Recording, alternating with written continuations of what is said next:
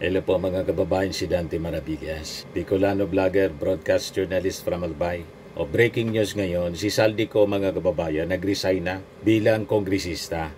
Yan breaking news, Representative Saldico nagbitiw na bilang kongresista. Sabi ni Saldico, mabigat man sa aking puso, ako ay nagpapaabot ng aking pagbibitiw bilang kinatawan sa mababang kapulungan ng Kongreso. Sa loob ng aking panunungkulan, aking sinikap maging kasurog ng bawat Pilipino, lalo na ng ating mga kababayan sa Bicol. Ang desisyong ito ay hindi naging madali, ngunit ito'y aking tinimbang ng mabuti para sa ikabubuti ng aking pamilya at ng mga taong patuloy kong pinaglilingkuran. Maraming salamat sa pagsuporta. So ito mga kababayan yung kanyang resignation letter addressed to the House of Representatives sa pamamagitan ni Speaker Faustino G.D. III saka ng Chairman na Committee on Ethics and Privileges, Honorable Jonathan Clement Abalos. So ito yung kanyang reply sa letter complaint dated September 22. Una nang sinabi po ni Saldico na kung pipilitin siya daw na pauwiin, magre-resign na lang siya. So, ito na yung kanyang desisyon, mag-resign na lang. So, sabi niya, on account of the real, direct, grave, and imminent threat to the lives of my family members and me in the evident denial of my right to due process of law, I am constrained to tender with the immediate effect my irrevocable resignation as a member of the House of Representatives. The Ako Bicol Party List will inform you, your good office, of the nominee who will take my place in the House of Representatives. I also take this opportunity to respond to the September 22, 2025 letter complaint filed by Representative Tobias Chanco that the corresponding penalty sanctions be imposed upon me on account of the accusations she made against me. I will respond to each of these baseless accusations, sabi po ni Saldico. First, on my supposed violation of Section 1 of Article 11 of the Constitution, Representative Chanco claims that as the chairman of the Committee on Appropriations of the 19th Congress, I masterminded, tolerated, and deliberately allowed last-minute insertions and realignments in the 2025 General Appropriations Act or 2025 GAA. According to him, billions of pesos were inserted by the small committee up to the bicameral committee. Representative Chanco further asserts that the insertions bypassed priority projects and cast serious doubts on the legitimacy of purpose. Certain foreign assisted projects were diverted to unprogrammed appropriations.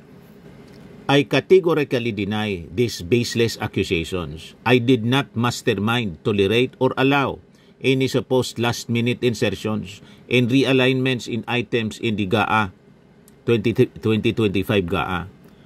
All items in the 2025 GAA, including those stated in the corresponding bicameral report, were approved at plenary sessions in following the collegial process of both houses of Congress.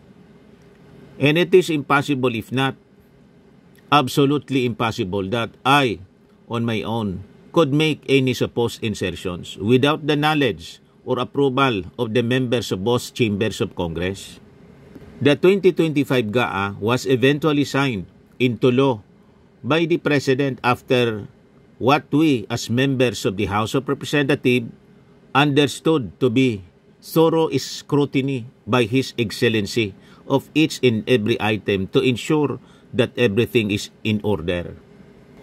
Presently, the validity of the GAA 2025 GAA is the subject of a Supreme Court proceeding and a case before the Office of the Ombudsman until such time as these tribunals make a ruling on the matter. It is premature for Representative Tiangco to make a claim that the 2025 GAA, including the bicameral report, is not valid, and or that I had on my own made insertions in these documents. So sinagot na isa-isa mga kababayan ni Saldico.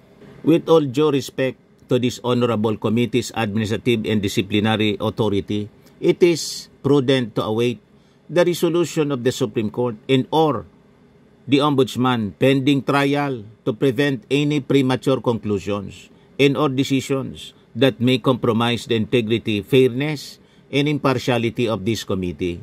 Any inconsistent view or decision due to this committee's premature judgment or decision may cast doubt upon its credibility and the integrity of its proceedings. Second, sabi po ni Saldico, on my supposed violation of Section 4B and H of Republic Act 6713, otherwise known as the Code of Conduct and Ethical Standards of Public Officials and Employees, according to Representative Tiangco, my absence from the House of Representatives for medical reasons is unsubstantiated because I have not submitted any medical certificates. Representative Tiangco likewise claims that my family and I indulge in extravagant or ostentatious display of wealth in the eye of the public. At the outset, there is no requirement for me to submit medical certificates when applying for a leave of absence, as in fact, my requests for leave in travel orders have been approved in the past by the House of Representatives without my having to submit medical certificates. In any event, I have been consulting doctors abroad since mid-2024 and have been continuing to consult with them. Also, even if I am physically absent from the Philippines, I continue to render public service remotely. I deny my family and I indulge in extravagant or I deny that my family and I indulge in extravagant, ostentatious display of wealth in the eye of the public. Our lifestyles have not changed from before I became a public official up to now. My wife and children keep away from the media and they certainly do not display what we own to the public. While I do have postings through media, these are focused on the various projects of Ako Bicol Party List. My family and I do not also live beyond our means. Third, on my supposed violations of the House Rules, paragraphs A, C, G, and H of Section 141, Rule 20. On the basis of mere speculation, Representative Tiangco claims that I could have acquired or received personal pecuniary interest during my incumbency as member of the House of Representatives from infrastructure projects awarded to SunWest Incorporated. I have not acquired or received personal pecuniary interest from such projects and I should not be penalized on the basis of Representative Tiangco's mere speculation about this matter. Again, it is premature for Representative Tiangco to make such speculations considering that no court of law has made a determination as to whether or not I acquired or received anything from such projects. In any event, I am reserving my right to address the sham and baseless accusations made by Representative Tiangco at the appropriate time and before the appropriate forum. In light of my irrevocable resignation, I will make the necessary arrangement for my office at the Batasang Pambansa to be cleared of my personal belongings in order that this substitute nominee of the Ako Bicol Party List may seamlessly transition into her or his role as its representative. Sincerely, Elisaldico. So yan mga kababayan, yung resignation na final ngayon pa lang po ni Saldico. Breaking news ya. Another breaking news mga kababayan, ito. ICI files initial report to Ombudsman, recommends the filing of cases against Ako Bicol Representative Saldico, other DPWH officials, over the 290 million Mindoro Flood Control Project. So sabi dito sa balita, ICI spokesperson Brian Hosaka and ICI Chairman Andres Reyes Jr. personally filed the complaints at the Office of the Ombudsman this afternoon. The 289.5 million road dike project in Mag-asawang Tubig River followed a different detailed engineering design according to the ICI, only executing 2.5 to 3 meter steel sheet piles despite the 12-meter requirement written on the contract. Yan mga kababayan yung itinuturo ng gobernador ng Negros Oriental. Tinipidan niya yung sheet piles, maiksi. Ayan po. Tinipid mga kababayan. ICI identified SunWest Incorporated, a firm linked to Co as the project contractor.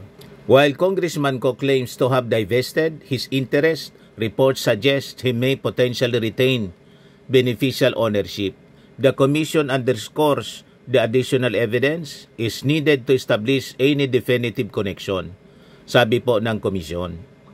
Press, if the ICI established a proof regarding cost links with SunWest, Hosada said this was for the further review by the Ombudsman and the Commission. Mayroon ding impormasyon na ang SunWest Incorporated ay dating pagmamayari ni Congressman Co. At dahil dito, nagrekomenda ang ICI sa Ombudsman na ipagpatuloy ang kanilang investigasyon tungkol sa proyektong ito. Nakalagay doon, alam namin for a fact na dati siyang connected sa SunWest, sabi po ni Hosaka. So yan mga kababayan, ang mga breaking news ngayon. So at least si Saldico, nagdalang iya pa rin, nagdelikadesa pa rin mga kababayan. Nag-resign na lang siya bilang congressman. Si Martin Romualdez, nag-resign bilang speaker. Pero si Chis Escudero, hindi po nag-resign bilang Senate President, kundi po, kailangan pag-ikodita para matanggal.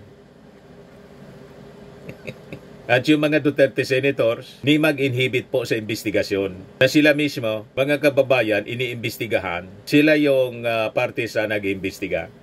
Tulad ni Jinggoy, ni Jewel Villanueva. Ni mag-resign sa committee po. For delikadesa man lang, hindi. Pero si Saldico nag-resign po bilang congressman. Si Martin Romualdez, nabanggit lang yung pangalan, wala man malakas na ebidensya. Kasi yung testimony ni Orly Gute sa mga kababayan, fake yung pirma ng abogado. Pero at least si Martin, una nang nag-resign mga kababayan bilang speaker. So, may delikadesa sila kahit papano. Pero yung mga Duterte senators, wala po. Kailangan mong i-kodita. Si Sara Duterte, mga kababayan, na-impeach na. Ayaw pang mag-resign.